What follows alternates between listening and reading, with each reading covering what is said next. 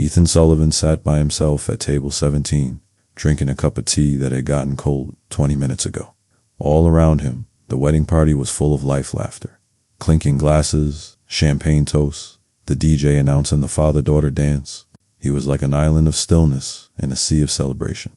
3 years since his wife Rachel had died, and he still couldn't sit at a wedding without feeling the heaviness of missing. Her pressing against his chest like something real. He should leave. No one would notice. He'd done what he needed to, showed his face, said congratulations to the couple, signed the guest book. His co-worker wouldn't be upset if he left early. Everyone knew what had happened to him. Everyone understood. His hand reached for his car keys. "Excuse me, Mr. Ethan looked up.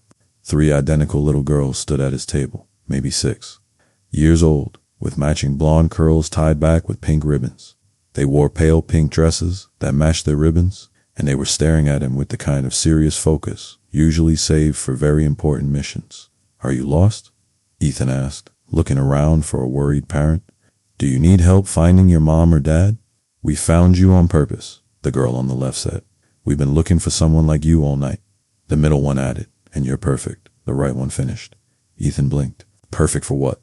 The 3 girls looked at each other. One of those silent sibling conversations that seemed to involve mind reading, and then, all at the same time, they leaned forward close enough that Ethan could smell strawberry shampoo. Their voices dropped to urgent whispers. "We need you to pretend you're our father. Before we continue, please tell us where in the world are you tuning in from? We love seeing how far our stories travel." Ethan's brain stopped working completely. "I'm sorry, what?" "Just for tonight," the left girl explained quickly. "Just until the party's over. Then you can go back to being a stranger, and we'll never bother you again. We promise. We'll even pay you," the middle one said, pulling out a crumpled $5 bill from somewhere in her dress. "This is everything we have, but it's yours." Ethan put down his teacup carefully, like it might break. "Girls, I think there's been some kind of mistake. I can't just please." The right one's eyes were suddenly bright with tears that hadn't fallen yet. "Our mom is so lonely. She sits by herself at every wedding, every party, every event. People look at her with sad faces because she doesn't have a husband, because we don't have a dad. And she smiles and pretends she's fine, but she's not fine. We can see it." Something in Ethan's chest cracked open.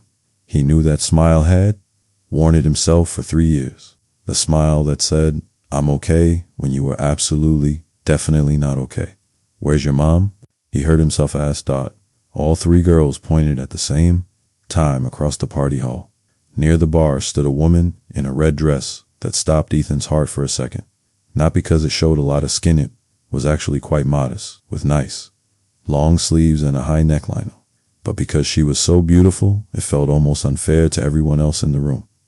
Blonde hair swept up in a classic style, the kind of timeless beauty that belonged in old Hollywood movies, and that same smile Ethan had just been thinking about, the one that didn't quite reach her eyes. She was holding a glass of wine, standing alone while groups of people chatted and laughed around her, creating an invisible wall she clearly wasn't part of. Ethan recognized the way she stood right away, the way she held herself just slightly apart, present but not participating, there but not belonging. She looked exactly how he felt every single day. "That's our mama," the left girl whispered. "Her name is Caroline Hayes." The middle one added, "She works 2 jobs so we can have nice things. She reads us stories every night, even when she's tired. She never complains, and nobody ever talks to her at parties," the right one said, her voice breaking a little. "They just look at her like she's sad and broken. But she's not broken. She's perfect. She's just alone." Ethan felt his throat tighten. This was crazy. 3 children he'd never met, asking him to pretend to be their father so their mother could have one night without people staring at her with pity. But then Carolyn turned slightly, saw her daughters at his table, and Ethan saw her face change, surprise, worry, that flash of mom panic, followed right away by acceptance. The look of a parent who chased wandering children through too many public places. She set down her wine glass and started walking toward them. Red heels clicking on the floor, Ethan had maybe 15 seconds to make a choice. He looked at the 3 girls, at the desperate hope in their identical faces, the fierce protective love they had for their mother. He thought about Rachel, about how she would have loved these kids, about how she would have told them to stop hiding, to stop just surviving, to actually live again. Okay, Ethan said quietly.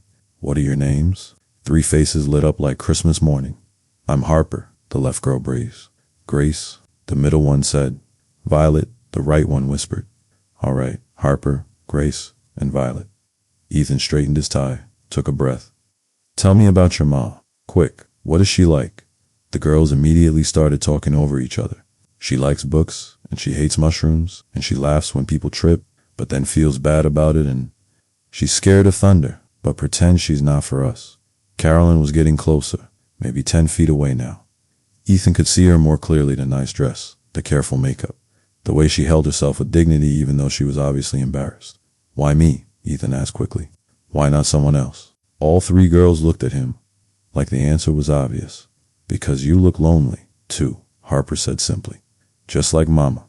We thought maybe lonely people could help each other stop being lonely, just for one night. And that might have been the smartest thing anyone had said to Ethan in 3 years. Girls. Caroline's voice was musical, a little breathless, mixed with embarrassment. I am so sorry. I hope they weren't bothering you. She was even more beautiful up close. Not magazine cover beautiful something. Warmer than that real. The kind of beauty that came with laugh lines and a rant. A face that had lived a full life. Ethan stood the way his mother had taught him. They weren't bothering me at all. Actually, I was just asking them if it would be okay if I joined your table. Sitting alone at weddings is depressing. Caroline's eyes widened. Surprise crossed her face, followed by confusion, followed by something that looked like hope before she shut it down. Oh, you don't have to. I mean, they probably cornered you. They didn't corner anyone. Ethan lied smoothly. He pointed to his cold teacup. I've been sitting here, trying to work up the courage to introduce myself to the beautiful woman in the red dress. Your daughters just gave me the perfect excuse. Caroline's cheeks turned pink, and for just a second, that fake smile became real. I'm Caroline, she said, holding out her hand. Caroline Hayes. And these troublemakers are my daughters. Harper, Grace, and Violet. Ethan, he said, shaking her hand. Her skin was soft and warm. They already introduced themselves. I'm Ethan Sullivan. Behind Caroline's back, where she couldn't see, all three girls were giving Ethan big thumbs up. This was either going to be a disaster or the best decision he'd made in 3 years. Probably both. Carolyn led him to her table number 23, tucked in a corner that felt like it had been chosen on purpose to be invisible. Ethan held a chair, something his mother had taught him to do as a boy, and saw surprise flicker across Caroline's face, like she wasn't used to men doing small, kind things. The girls climbed into their chairs, practically shaking with excitement. Harper kept giving Ethan meaningful looks that were about as subtle as a fire alarm. Grace was grinning so hard it looked painful. Violet kept whispering, working under her breath. So, Carolyn said, clearly trying to smooth over the awkwardness her daughters had created. I really am sorry about them ambushing you. They have this habit of talking to strangers, no matter how many times I explain why that's not okay. We're very good at talking to strangers, Harper announced proudly. That's not the compliment you think it is, sweetie, Carolyn said, but there was warmth in her voice. Ethan laughed, a real laugh that surprised him. When was the last time he'd done that? Honestly, they did me a favor. I was about to leave, go home to an empty house, and pretend I didn't spend another Saturday night alone. The words came out before he could stop them. Too honest, too raw. Caroline's eyes met his, and he saw understanding there. I know that feeling, she said quietly, then catching herself. I imagine that must be hard. You don't have to pretend, Ethan said. The girls already told me you work 2 jobs and do this alone. That takes strength most people don't have.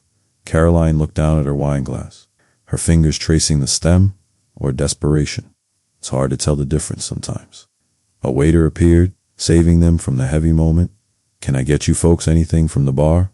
I'll have whatever she's drinking, Ethan said, nodding to Caroline's wine. And can we have Shirley Temples? Grace asked hopefully. With extra cherries, Violet added. Please, Harper finished, remembering her manners. The waiter smiled and left. Caroline shook her head at her daughters. You're going to be bouncing off the walls with all that sugar. That's a problem. For later, Mama Harper said seriously. Right now, Mama gets to have fun. Ethan bit back another laugh. These kids were something else. The evening went in a way Ethan hadn't expected. Conversation came as Aliyah about the wedding, about the super fancy centerpieces, about whether the cake would be chocolate or vanilla. The girls added their own observations, pointing out when a flower girl picked her nose or when gratin somebody's wig shifted during dancing. Harper, Grace, Violet. That's not polite, Carolyn said, but she was fighting a smile. But it's true, Violet protested. We're just being observational. The word is observant, Carolyn corrected. That's what I said. Ethan found himself relaxing in a way he hadn't in years. The girls were hilarious without meaning. To be? Carolyn was quick-witted and sharp, matching his jokes beat for beat. And for the first time since Rachel died, Ethan felt like a person again. Instead of just a widower going through the motions.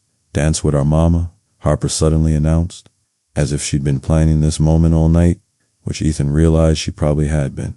Harper, Caroline's face flushed. You can't just, the DJ just said it's time for everyone to dance. Grace added helpfully. That means everyone, including you too, Violet finished, looking between Ethan and Caroline. With serious determination for a 6-year-old, Ethan stood, offered his hand to Caroline. I think we're outnumbered. Carolyn looked at his hand like it might bite her. I haven't danced in 4 years. Neither have I, Ethan admitted. We'll probably step on each other's feet and embarrass ourselves. But your daughters have gone to a lot of effort to set this up, and I'd hate to disappoint them. Something in Caroline's face softened. She took his hand and let him lead her to the dance floor. The song was slow, something romantic Ethan didn't recognize. He placed one hand on Caroline's waist, kept the other holding hers, kept a respectful distance. This close, he could see golden flecks in her hazel eyes, could smell her perfume, something light and floral. Your daughters are master manipulators, Ethan said as they began to sway. I'm aware, Carolyn said dryly. I'm raising tiny con artists. I have no idea where they learned it. They love you. That's where they learned it. They can't stand seeing you lonely, so they recruited the first lonely-looking guy they could find. Should I be offended that they picked someone who looks lonely? I think we should both be flattered they recognize kindred spirits. They danced in silence for a moment. Ethan realized he was actually enjoying himself. When was the last time he'd held a woman like this? When had he last felt the warmth of another person and not immediately drowned in sadness? Can I ask you something? Carolyn said quietly. Sure. Why did you say yes when they asked you to pretend? You could have said no, should have said nah, honestly. It's a crazy request. Ethan thought about it. Because I saw your face when you thought they were bothering me. You were already preparing to apologize, already expecting rejection, and I thought, I know that feeling. I know what it's like to brace for disappointment because it's easier than hoping. And I guess I wanted to give you one night where you didn't have to brace. Caroline's eyes glistened. That's the kindest thing anyone's said to me in a very long time. Your daughters might have been on to something. The lonely helping the lonely thing. Is it helping? Carolyn asked. Or are we just really good at pretending? Ethan smiled. Does it matter? For tonight, pretending feels pretty good. The song ended.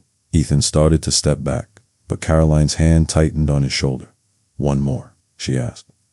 She asked, almost shyly. If you don't mind, I don't mind at all. They danced through 3 more songs. Other couples joined them on the floor, and suddenly Caroline wasn't the lonely single mom standing by the bar anymore. She was just a woman at a wedding, dancing with someone, laughing at his jokes, looking genuinely happy. When they finally returned to the table, the girls were beside themselves. You danced for 4 whole songs, Harper reported, as if she'd been keeping careful count. Double quotes, Mrs. Patterson saw you, Grace added. She's the one who always looks at Mama with sad eyes, but she didn't look sad this time. She looked surprised. Mission accomplished, Violet whispered, giving her sisters secret high fives under the table. Ethan and Carolyn looked at each other. They'd been played by 6-year-olds, and somehow neither of them minded. The rest of the evening passed. In a blur, Ethan danced with each of the girls. Harper standing on his feet, Grace twirling until she was dizzy, Violet demanding to be dipped dramatically. He made Carolyn laugh so hard she snorted, which made her laugh harder. They shared a piece of wedding cake that was definitely vanilla, settling the earlier debate, and for 4 hours, Ethan forgot he was a widower. Carolyn forgot she was a struggling single mother. They were just 2 people enjoying an evening, helped by 3 tiny matchmakers who looked super proud of themselves. When the party started winding down, reality crept back in. The DJ announced last call. Guests began getting coats and purses. The spell was breaking. I should get them home, Carolyn said, looking at her daughters who were starting to get tired despite the sugar. It's past their bedtime. Of course, Ethan stood, suddenly unsure. Did he ask for a number? Pretend this never happened? What was the rule for a fake date set up by children? Before he could decide, Harper appeared at his elbow. Mr. Eason, she said very seriously, thank you for being our pretend daddy tonight. You were really good at it. Something in Ethan's chest cracked. You're welcome, Harper. Thank you for picking me. We didn't pick wrong, did we? Grace asked, looking between him and her mother. You had fun, right? We had fun, Carolyn confirmed, her voice soft. Then you should see each other again. Violet announced, as if it was the most logical conclusion in the world. That's what grown-ups do when they have fun together. They have more fun together later. Caroline's face flushed. Violet, you can't just... She's not wrong, Ethan interrupted. He looked at Caroline, his heart pounding. I know this whole thing started as pretend, but I haven't enjoyed it, even in this much, in 3 years. And I'd like to see you again for real this time. No pretending. Just you and me and probably these three in the background setting everything up. Definitely setting things up, Harper confirmed. Caroline bit her lip and Ethan could. See her struggling, wanted to say yes, but scared to hope. Want coffee? Ethan said. That's all I'm asking. You pick a time and place. Bring the girls if that makes you more comfortable.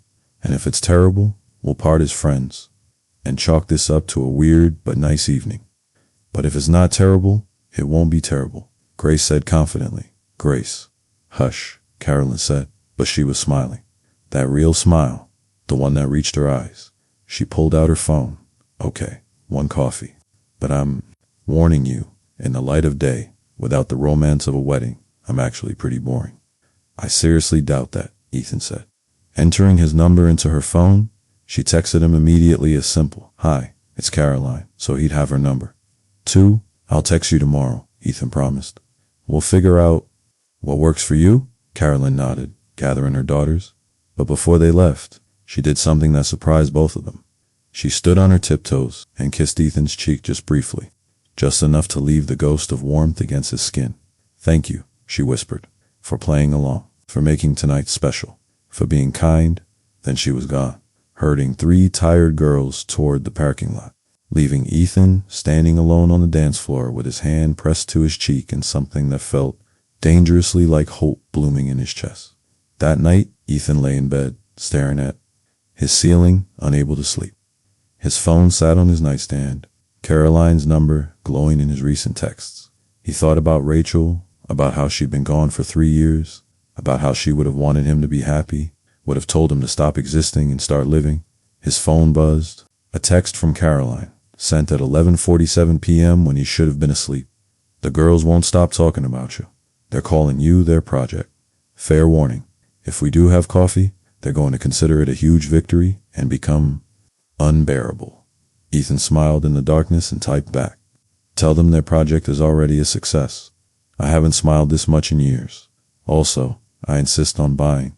That $5 they offered me is burning a hole in my pocket. Caroline's response came quickly.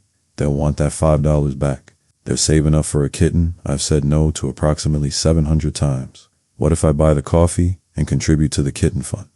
Then you're definitely trying to bribe your way into our good graces. Is it working? A long pause. Ethan held his breath. Yes, coffee on Tuesday. There's a place near my work. 3 p.m. I'll be there. Tuesday arrived wrapped in nervous energy. Ethan changed his shirt 3 times, second-guessed his hair, arrived 15 minutes early, and had to sit in his car to avoid looking too eager. Carolyn was already there when he walked in, sitting at a corner table with a coffee already in front of her. She changed from her nursing scrubs her text had mentioned she worked at the hospital into jeans and a soft blue sweater that made her eyes look more green than hazel. Hi, Ethan said, suddenly feeling like a teenager on his first date. Hi, Caroline replied, and he could see she was just as nervous. I ordered already, I hope that's okay. I have to pick the girls up from school at 4:30, so I wanted to make the most of our time. Smart thinking. Ethan ordered at the counter black coffee, nothing fancy, and returned to the table. For the first few minutes, conversation was awkward. Without the wedding, Atmosphere and the girls as buffers. They were just two strangers trying to figure out what to say to each other. But then Carolyn asked about his work. Ethan was an architect then. He asked about hers. And somehow they fell into the same easier rhythm from Saturday night. She told him about difficult patients and impossible shifts. He told her about a client who wanted a house that broke the laws of physics. They laughed at the same stories, groaned at the same frustrations. "Can I ask you something?" Carolyn said after a while. "Sure, your wife. How long has it been?" Ethan didn't flinch at the directness. He appreciated it, actually. 3 years, heart attack. She was only 35. No warning, no history. One day she was here, and the next she wasn't. Carolyn reached across the table and squeezed his hand briefly. "I'm so sorry." "What about the girl's father?" Ethan asked. "Fair was fair. Left when they were 6 months old," Caroline said matter-of-factly. "Said 3 babies was more than he'd signed up for. I haven't heard from him in almost 6 years. No child support, no birthday cards, nothing." "His loss," Ethan said fiercely. "That's what I tell myself on the hard days." Carolyn smiled, but it was mixed with sadness. "The girls ask about him sometimes. I don't know what to say except that he's missing out on knowing the 3 most amazing people in the world. You're raising them alone. 2 jobs. That's incredible." "It's survival," Caroline corrected. "Some days, I'd barely keep it together. I'd burn dinner, forget permission slips, show up to school events in my scrubs because I didn't have time to change. I'm not winning any Mother of the Year awards." "Your daughters adore you," Ethan said. "They put together a whole complicated plan involving a complete stranger just to see you happy. That doesn't happen by accident. That happens because you've loved them so well they can't stand to see you without it."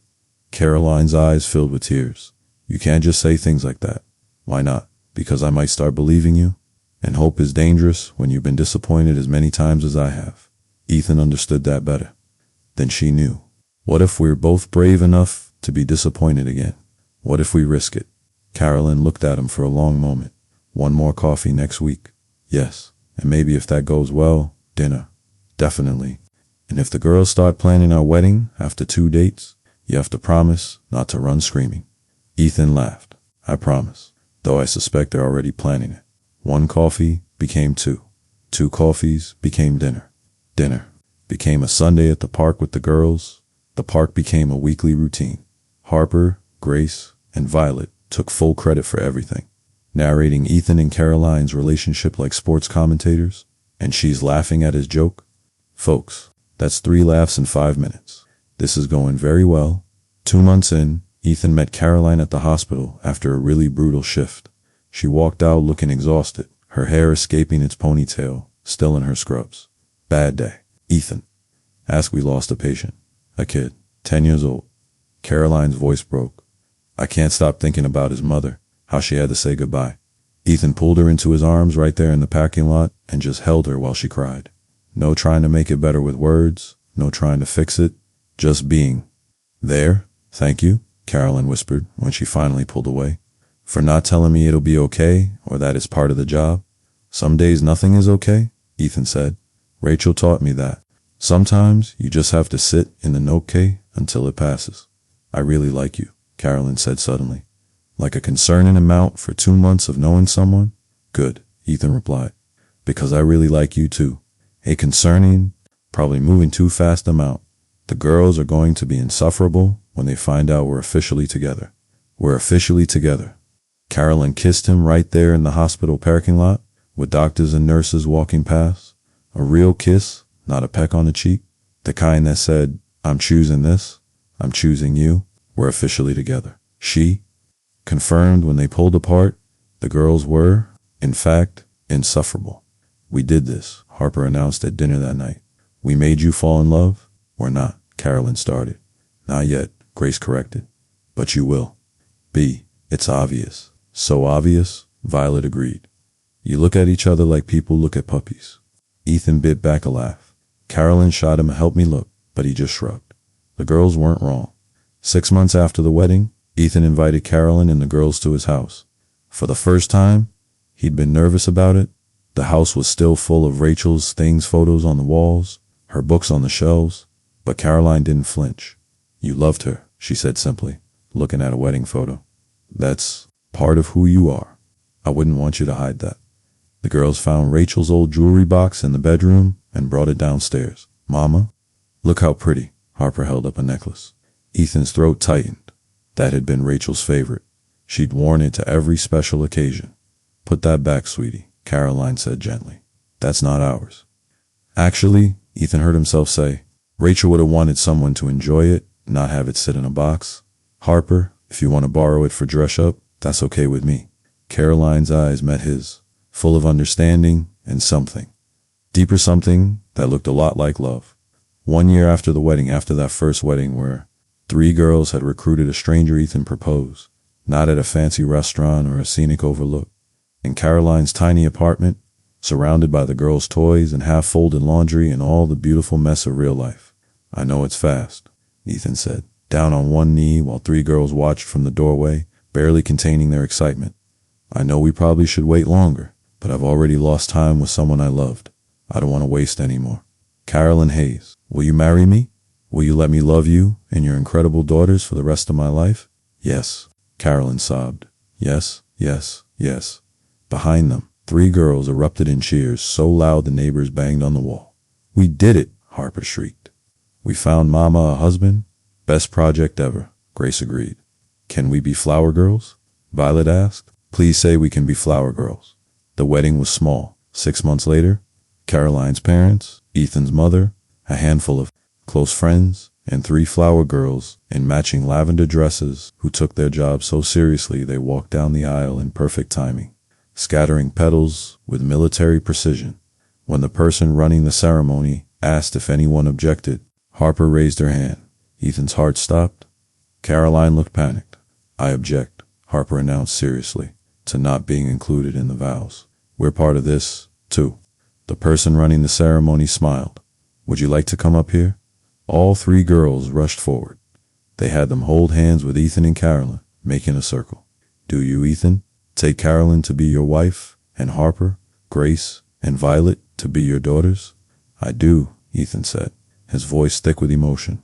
And do you, Carolyn, take Ethan to be your husband and partner in raising these 3 beautiful girls? I do. And do you 3 take Ethan to be your father? We do, they said together. There wasn't a dry eye in the room. 2 years later, Ethan stood in the kitchen of their new house bigger to fit their blended life-making breakfast, while controlled chaos erupted around him.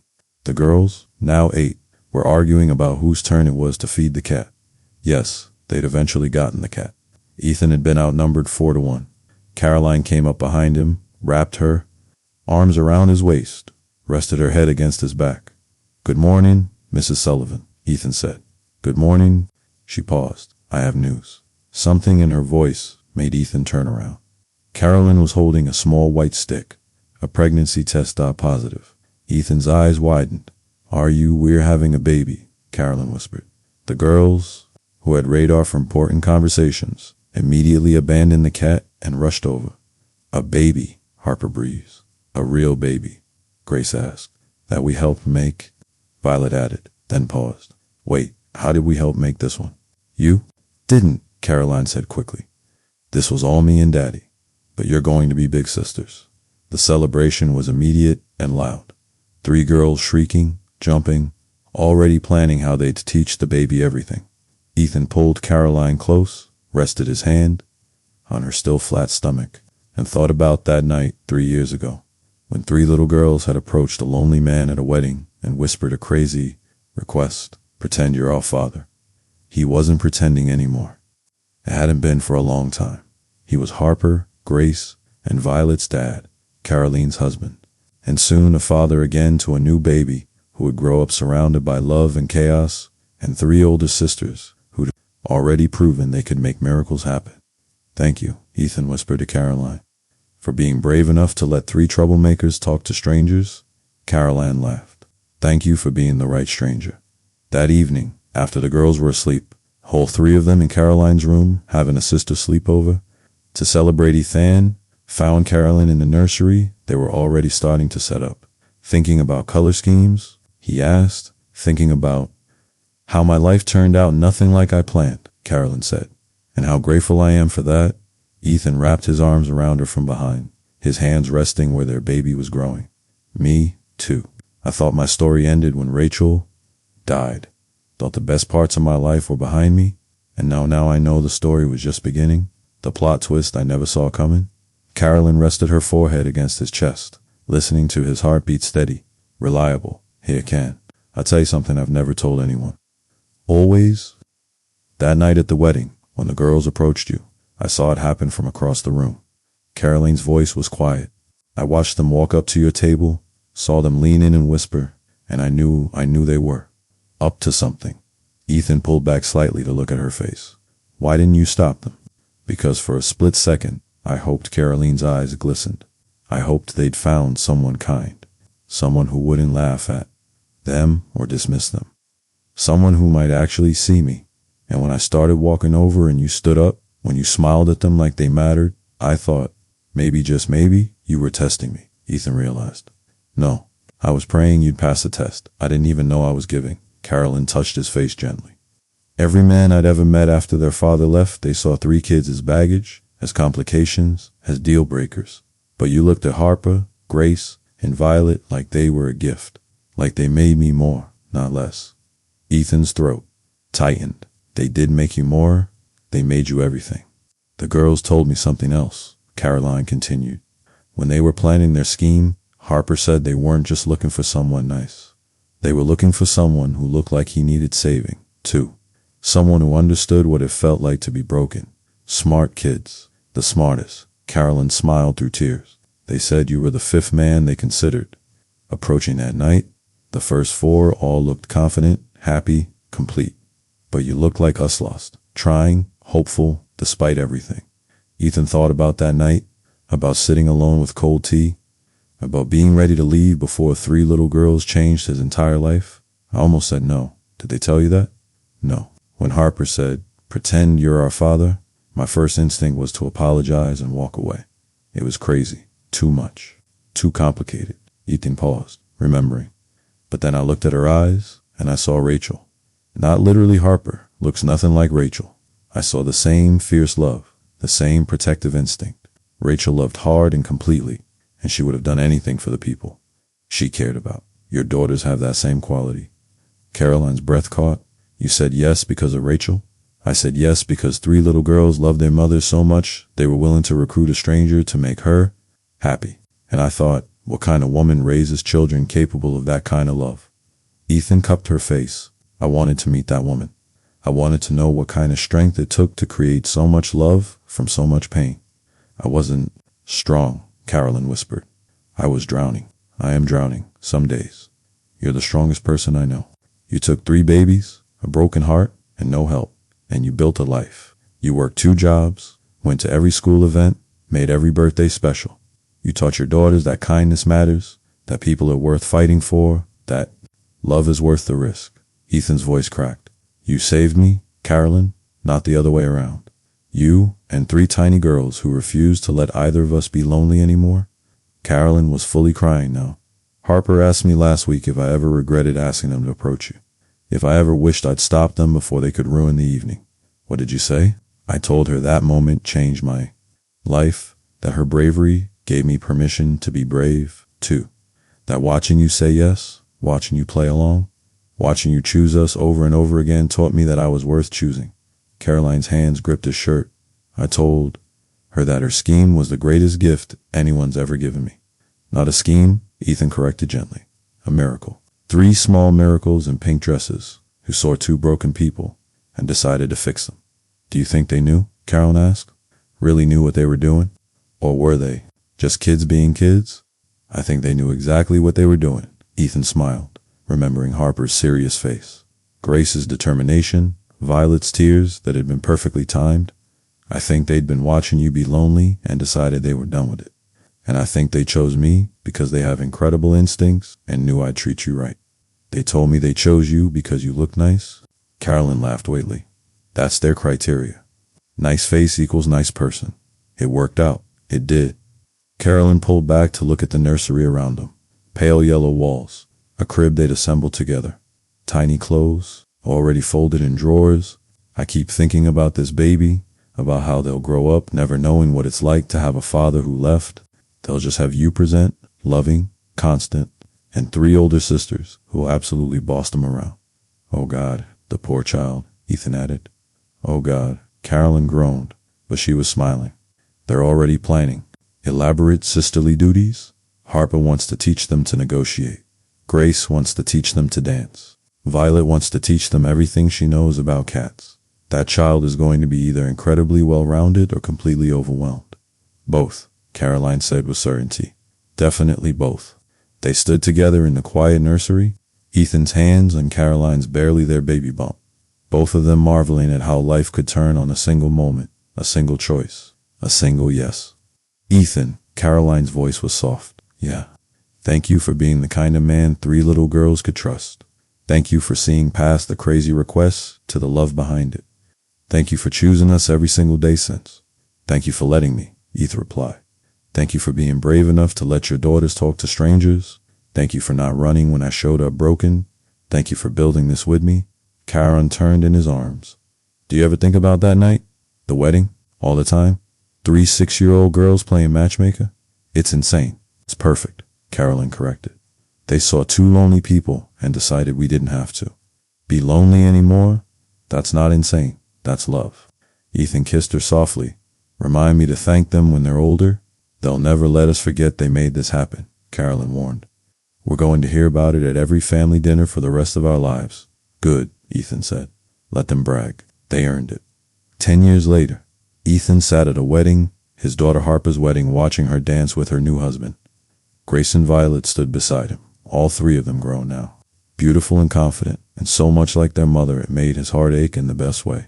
Carolyn slipped her hand into his, her wedding ring catching the light.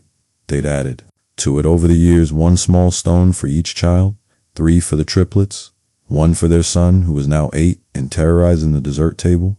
Remember when you were sitting alone at a wedding and 3 little girls recruited you? Carolyn asked. Best recruitment in my life, Ethan said. Harper told me she and her sisters planned that, Carolyn admitted. They'd been watching me be lonely for months. Planned the whole thing, even practiced their pitch. Ethan laughed, I know. Harper confessed when she turned 16, said it was her first successful tactical operation and inspired her to go into event planning. Our daughters are masterminds. They get it from their mother. On the dance floor, Harper caught sight of them and waved. Grace and Violet joined their sister, and all 3 raised their glasses in a silent toast to the stranger their mother married, to the man who became their father, to the family built on a whispered request and the courage to say yes. Ethan raised his glass back. Some love stories start with love at first sight. Some start with grand gestures or fate or careful planning. Theirs started with 3 little girls, a lonely man, and a whispered plea. Pretend you're our father? He'd stopped pretending a long time ago now. It was just real beautifully, chaotically, perfectly real. If this story touched your heart the way it touched mine, please don't let it end here. Let it remind you that kindness still matters, compassion still changes lives, and hope is never wasted. Subscribe and be part of our family where every story lifts the spirit and reminds us that light always finds its way back. And if this moment moved you, share it, because sometimes sharing hope is the kindest thing we can do.